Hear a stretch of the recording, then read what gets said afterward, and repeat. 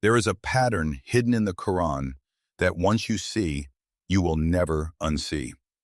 Every single time Allah wanted to protect someone, to hide someone from a tyrannical system, to reveal truth to someone, to shield someone from the greatest evil, He sent them to one place. Not a city, not a fortress, not to an army base. A mountain, a cave. This is the divine architecture that they never told you about. Let us walk through this pattern one by one, prophet by prophet. Think about the Prophet Muhammad. The first word of the Quran was not revealed in a palace or a marketplace. It was revealed inside Cave Hira, on the peak of Jabal an-Nur, the mountain of light.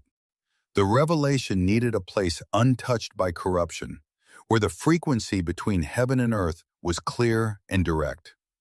Later, when the prophet hid from the Quraysh in Cave Thor, on another mountain to stay safe, while the assassins stood just inches away, Allah used the mountain to hide them, behind a simple spider's web and a nesting bird, making the powerful enemies blind. This pattern continues with Musa. When Allah wanted to give him the most important divine laws in history, He did not send them to a city in Egypt. He called Musa to Mount Tur for 40 nights. When Allah appeared to the mountain, it collapsed to dust, showing that mountains are Allah's chosen venues for divine communication. The same pattern continues with Prophet Ibrahim.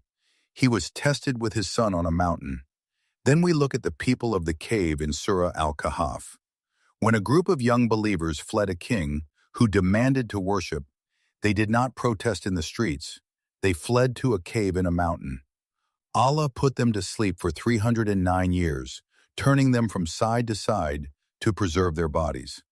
Inside that cave, time itself behaved differently, while empires rose and fell outside.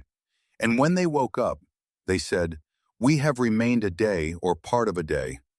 They felt like only a day had passed. This brings us to the spine-chilling connection to the Dajjal. The surah that protects from the Dajjal is not named after a prophet, not named after an angel, not named after a battle. It's named after a cave. Because the cave is a divine strategy, the prophet said, "Whoever memorizes the first 10 verses of Surah Al-Kahf will be protected from the Dajjal." In Sahih Muslim Hadith, the prophet said that when the Dajjal's system closes in, we must flee to the tops of mountains to save our religion. This is not just a metaphor. It is a literal shield. Even in the future, after Prophet Isa kills the Dajjal, a massive threat called Gog and Magog will be unleashed. No army will be able to fight them, so Allah will command Prophet Isa to take the believers to Mount Tur for safety. There is even a scientific reason for this shield. Mountains act as natural electromagnetic filters. They block radio signals, GPS, and satellite surveillance.